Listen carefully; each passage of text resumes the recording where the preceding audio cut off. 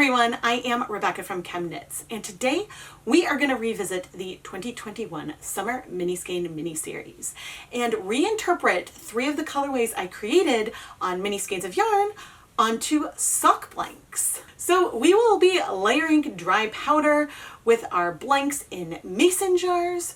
We will do some low immersion dyeing of these blanks with dry dye powder to create a more gradient of color. And then finally, we will be dip dyeing to try to break some acid dye colors on our final blanks. While filming this series, it really did feel like a lot of these colorways would look gorgeous on blanks. And so I wanted to give this a shot and compare the results that we get from these techniques to the way the yarn looked from the Summer Mini Skein mini-series. I don't have that yarn in my possession, but I do have pictures that I will share throughout the process, and we'll talk about the similarities and differences along the way. So now let's go look at the blanks we will be dyeing. Most of the time I dye commercially knit sock blanks. They are double-stranded, which means that there are 2 50-gram skeins of yarn that are knit together in the blank, so that way when you unravel it to knit or crochet, you get 2 identical skeins of yarn. Today, we're actually going to focus on single knit blanks. These blanks are both from Wool to Dye For. This is Platinum DK and Platinum Sock, or Platinum Fingering. Both of them are 75% superwash merino, 25% nylon. Now, if you look at the single knit, the DK blank, the DK weight, this gauge is nearly identical to the gauge of the double-stranded platinum blanks that have 2 strands of the fingering weight yarn knit together. You'll notice that the single knit blank in the fingering weight yarn has a much tighter gauge. The blank itself is almost exactly the same size for the single knit blank versus the double knit blank in the fingering weight yarn. It's just that the gauge is different. So you don't necessarily have less resist from the stitches when you're using the single knit blank. So that is something I did want to point out before we got started. Anyway, I figured that we'll go ahead and do a fingering weight and a DK weight blank of each of these 3 colorways. The Summer Mini Skein mini-series was all about comparing different yarn bases. I'm not planning to unravel all of these, but maybe we'll see how that goes. I do enjoy leaving blanks as they were dyed, so that way the person using them has the option to unravel them as they go, but we will decide that at the very end. I'm keeping one of each of the blanks dry because I plan to do that sunflower technique in the mason jars dry. I could do that technique with just the colors and a blank without using the mason jars, but I don't know if I've put a blank into a mason jar to do that kind of technique before. It is actually hot enough outside that I could be able to bring that outside. But anyway, I am just pre-soaking these blanks in some plain tap water. And you may notice another project that is also pre-soaking. So if you want to make sure you never miss any fun videos, please subscribe to the ChemKnits Tutorials YouTube channel and make sure your notifications are turned on.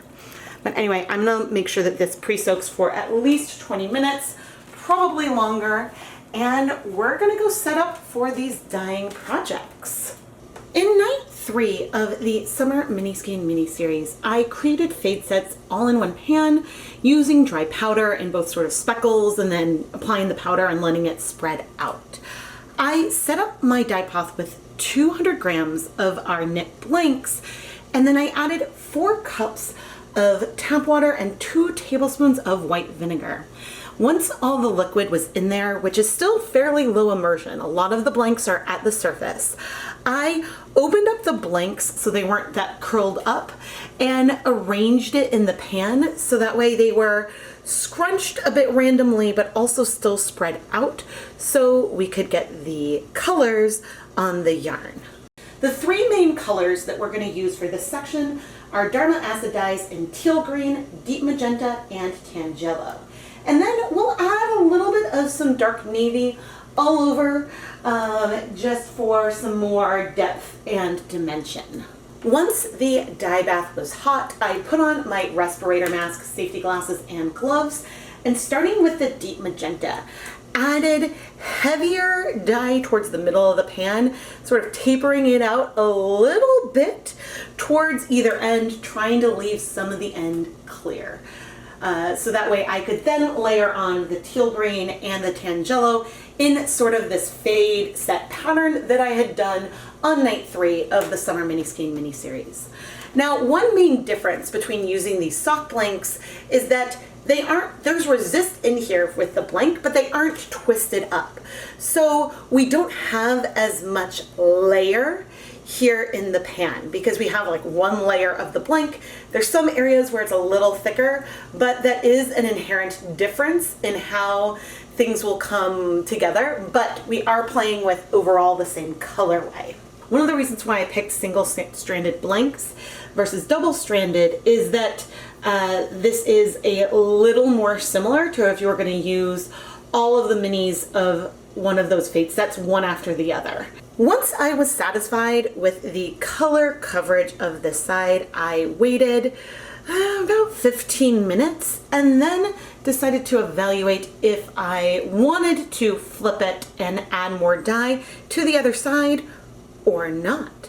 Because again, unlike our twisted mini skeins, which had multiple layers of yarn, so therefore there was some yarn on the other side that didn't get as much color, with these blanks, there is resist here in the pan. There's some areas that are gonna get less pigment and less color, but we don't have quite the same like depth of yarn, and so we should be able to get more penetration to the other side than we did when we were dyeing the 400 grams, I guess, of mini skeins in the pan.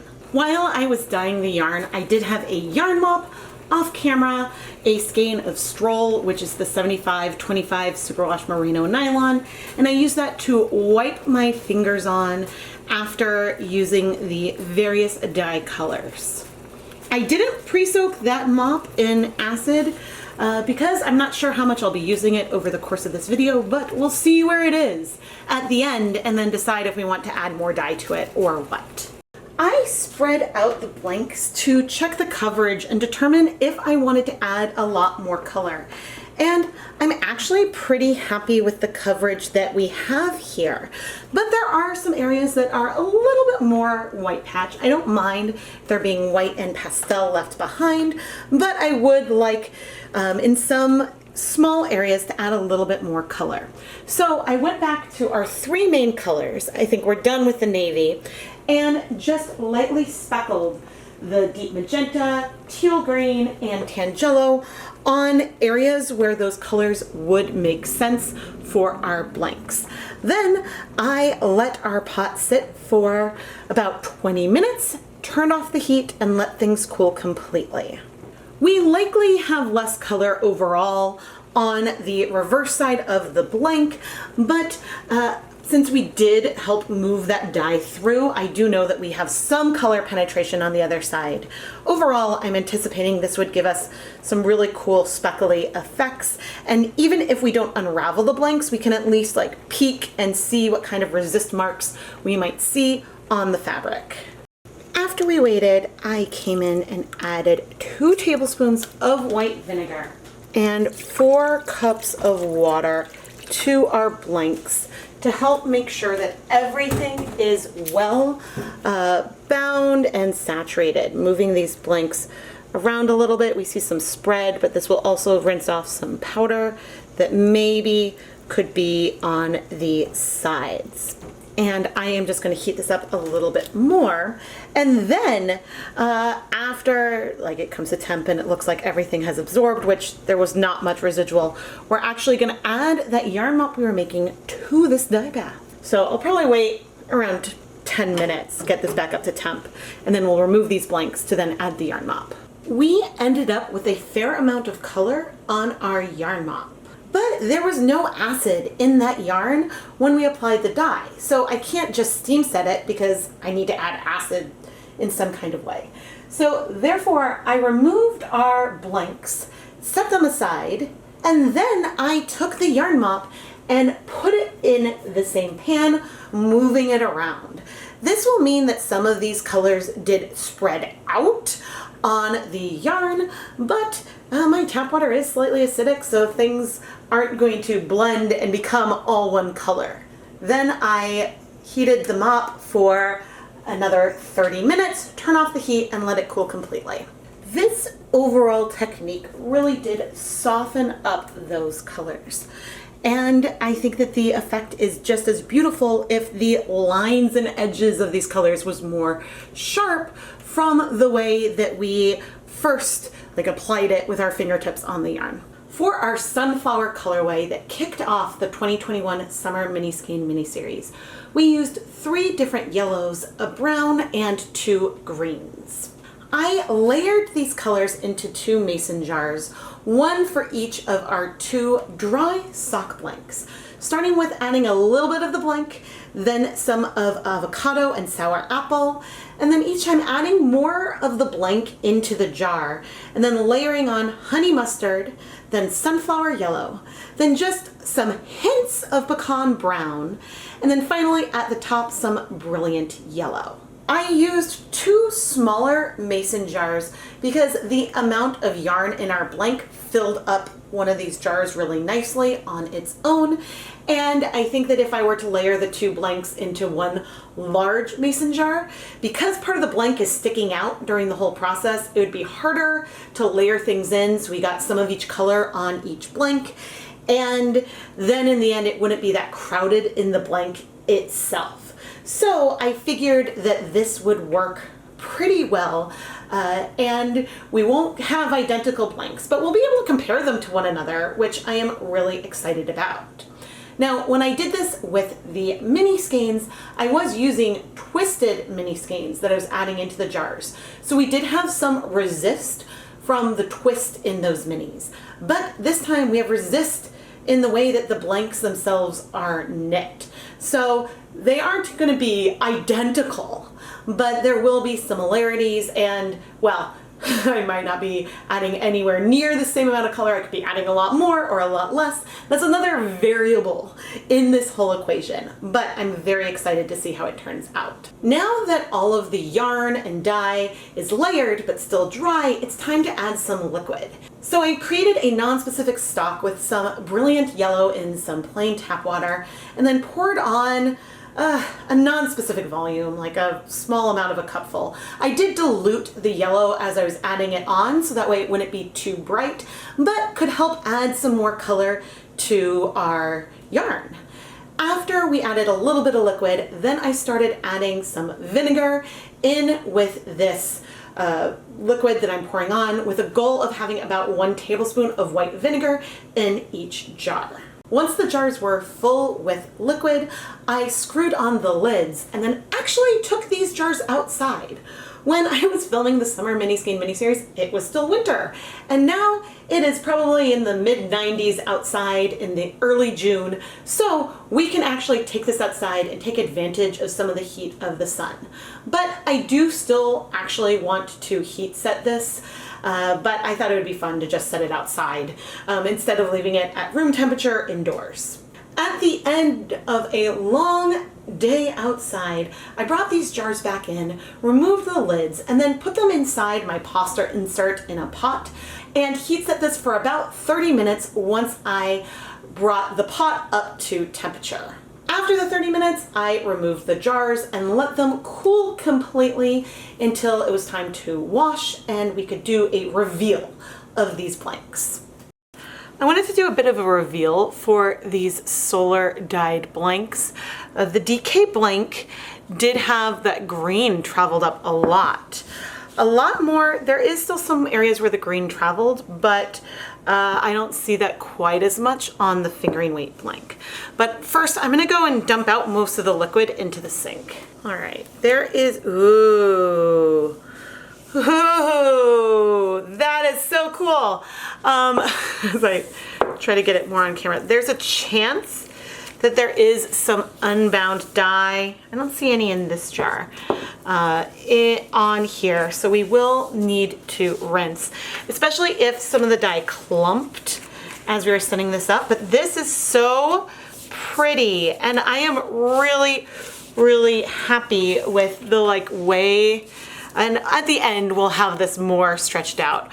But I was nervous that it was gonna be all yellow and then the green, but the way that these different colors and a little bit of brown going down, this turned out really, really nice. Let's see our DK blank. And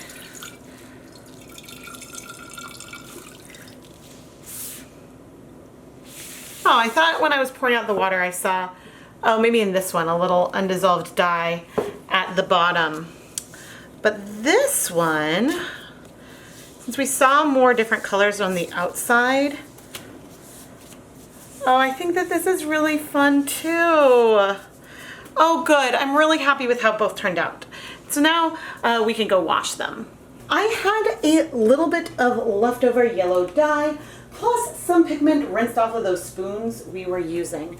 So I went over to our dye bath where we had our previous Yarn Mop, removed it, and the bath is now just a little bit warm. It is no longer hot at all.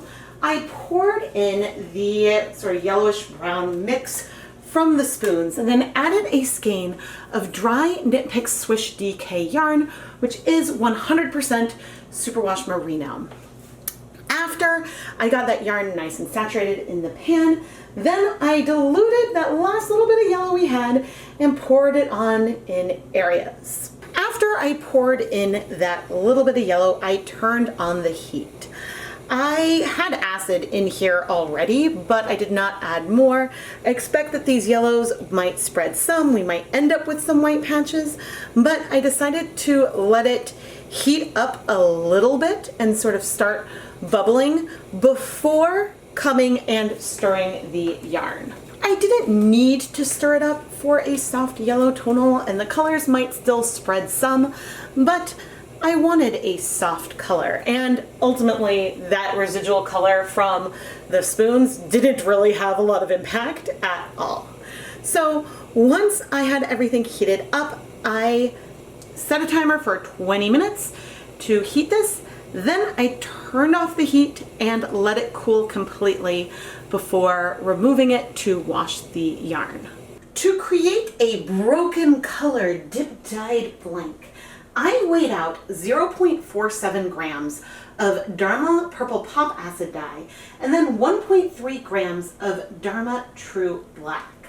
I dissolved this pre-measured mixture in a non-specific volume of warm tap water and then added the dye to my 12-quart stainless steel dye pot that had 24 cups of water.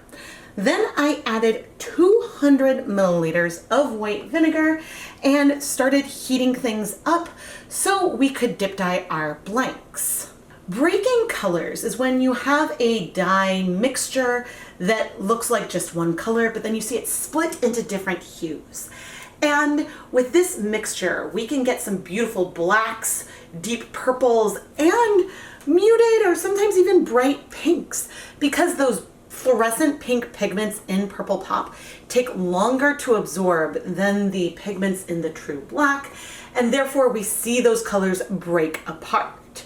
Now, this gradient is not going to be a completely smooth gradient because these blanks are knit and they're not necessarily knit super loosely, so there's going to be resist from the stitches themselves.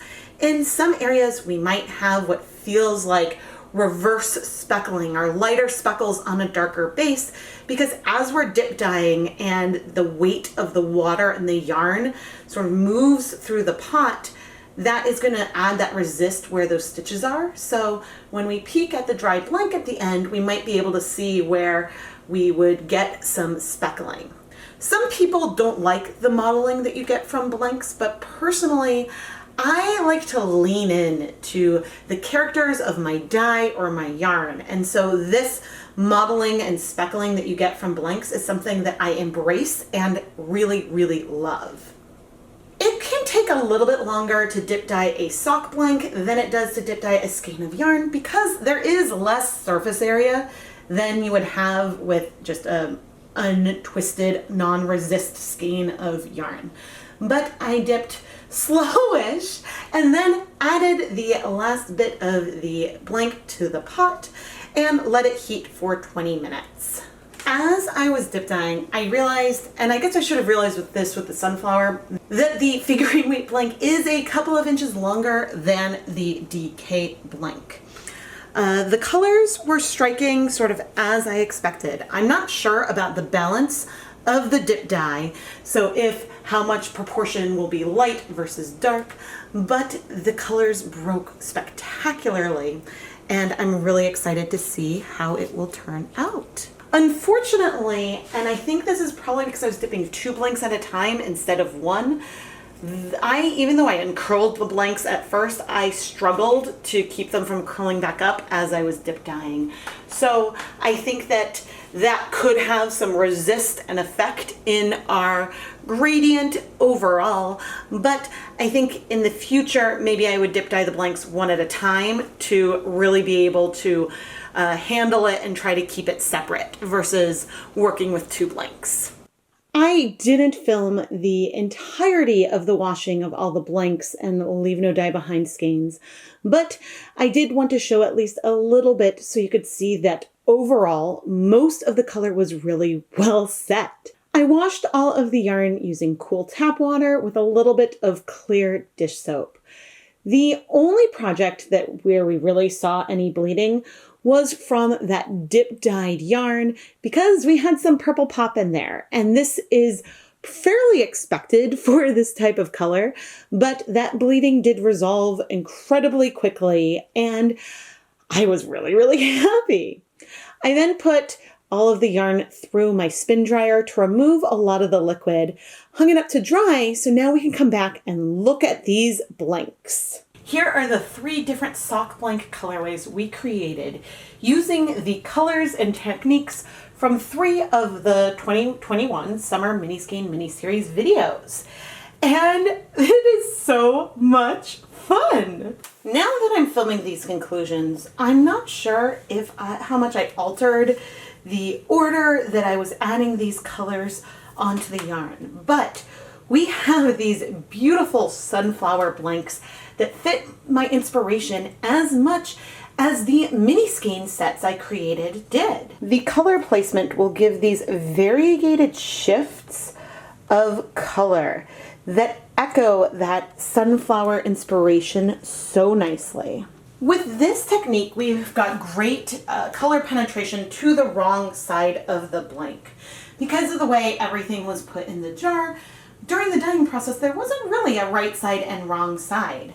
But there will still likely be speckles when you unravel this, because I'm sure there are areas in the stitches where we might have more color on one side and a slightly different color on the other, which then will give all this sort of speckling and modeling to the yarn, which is something that is really, really fun with this kind of technique. Overall, I have to say I'm really impressed how layering these colors into 2 different jars created very, very similar results, and it was really consistent, given that nothing was measured about it. And I'm really happy with how this colorway turned out. Next up, we have this colorway that we created from layering Tangelo, what was it, deep magenta and teal with a little bit of navy onto these blanks.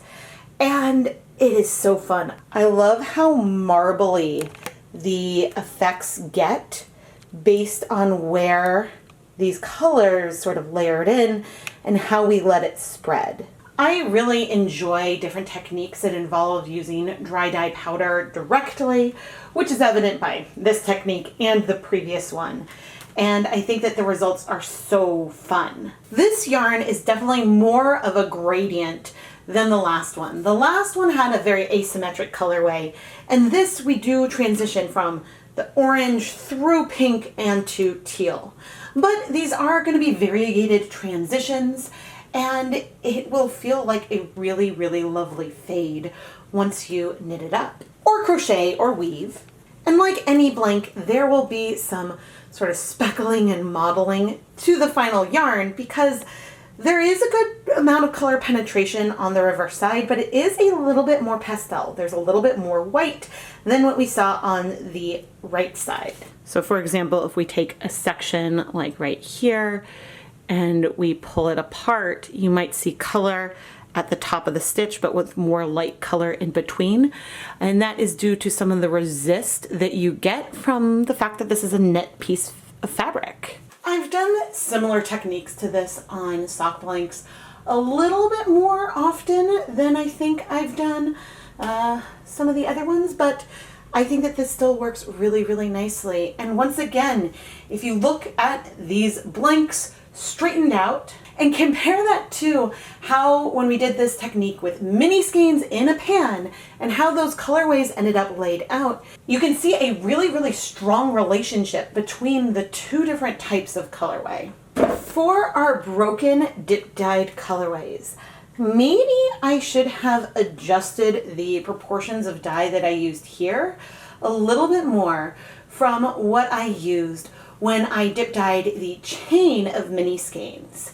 I think this is a technique where overall it can be a little hard to get balance because you want to go slow enough to make sure those blacks are striking and still giving time to have some more pinks left over.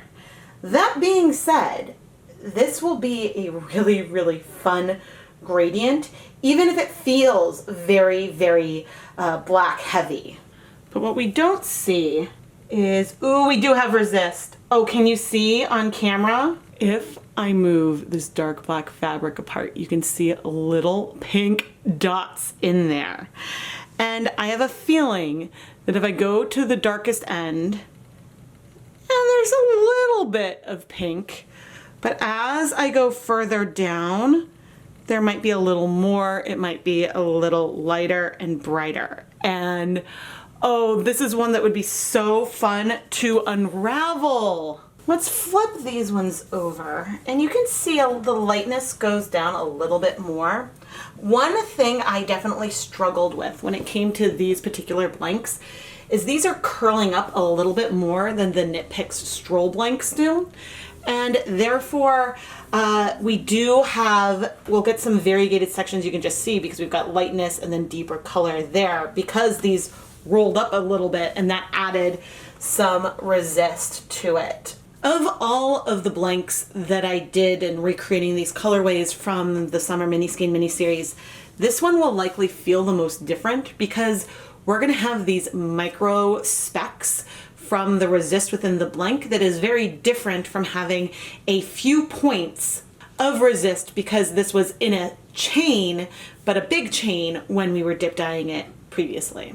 I think on camera it is hard to really capture how the difference between this charcoal gray is in fact different from our deepest black. But I do know that I would enjoy making some kind of chalette starting with the dark side and going to the bright, or even a hat starting with the bright and going darker. I think that that would be really, really fun. Finally, we have our two sock blanks. A beautiful yellow tonal that has hues from a fairly bright yellow all the way down to a butter yellow, and then this more soft variegated colorway with, I'm not sure if it's almost gray, a little bit of a minty blue base. And I think both of these are really, really fun and certainly not asymmetric or a blank, but I really do enjoy some of these quick ways to use up leftover dyes and the colorways we get from it. If you want to create an asymmetric colored project with one color at the beginning and a different type of color at the end, you can achieve this by either dyeing a sock blank or dyeing a set of mini skeins. I suppose technically you could dye full skeins of yarn and put them together to create that fade, but if your project is small, then you may as well stick with minis because you don't necessarily need a full skein of every color. But when it comes to 100 grams of yarn, a mini skein fade set versus a sock blank that has some asymmetry to it are very, very similar. So when might you want to use one versus the other? When it comes to using 5 20-gram mini skeins in a project, One perk is that you can decide where each color starts and stops. So if you're doing something smaller like a hat, you can make sure that all 5 colors have a more equal representation based on the number of rows that you're knitting. Whereas if we were using a blank, it would be a lot harder to achieve that unless you were going to cut the blank and start in another spot. So you may not use the entire blank on one project. But a big perk of a blank is that it's all connected. So if you're doing something like a shawlette where you will be using up just about all of the yarn, you know that you're going to have that entire progression in the project and then only have 2 ends to weave in at the very end. Whereas if you're using 5 mini skeins, you could still achieve all of those colors in your project. You just then have those minis to weave in. Now, there are certainly some colorways and projects where you can't necessarily create something very similar on a blank and on a mini skein. We do have differences between those overall colorways today, but you can create things that do feel fairly similar, and I think that that is really, really fun. When it comes to sock blanks, you can get some really cool speckling and modeling from the resist of the stitches itself, which I think is both a plus and a minus depending on who you're talking to. Some people really like this, other people wish that they could get a gradient that is a bit smoother. And so if you don't want that modeling, if you want more semi-solid colors that you're using in your fade, then it could be worth starting with semi-solid or tonal mini skeins so you don't have that modeling. So ultimately there is some preference involved. Of course, I happen to also love mini skeins just because you can use them for samplers and so you don't have to use them as a fade project. Whereas a sock blank you could also, I suppose, use in samplers. So you do have options still with both of them. But now I'm a bit curious to hear what you think. Do you enjoy these colorways more on the blank or on the mini skeins? Which would you prefer to work with? I decided to leave these blanks intact because I think part of the fun of a blank is watching it as it unravels and getting that experience. But I know that some people prefer that it is unraveled, and so I do offer an unraveling service with all the blanks I sell in the ChemKnits Creations Etsy shop. I do occasionally feel a bit guilty about not unraveling one for a video, but I do have a lot of videos featuring sock blanks that you can go check out and see the kind of modeling and resist that you get when you unravel one of these blanks. And ultimately, I think it's a little bit easier to picture how a blank could be knit up looking at the blank itself versus seeing how it is unraveled, because you can get a feel of the nuance of those color transitions and, ooh, this is where that brown patch shows up and things like that. And I think that it's harder to get that feel when it has been reskeined, unless of course I do it by hand on a nitty naughty, so then you can really see that progression there. Anyway, I am Rebecca from ChemKnits, and I really hope you enjoyed this video. Please make sure that you're subscribed and have your notifications turned on so you never miss a new video. Some of these colorways were really in my head and I wanted to do more, and I was like, I want to try this on a blank, and I'm so excited that I did, and I really hope that you enjoyed it.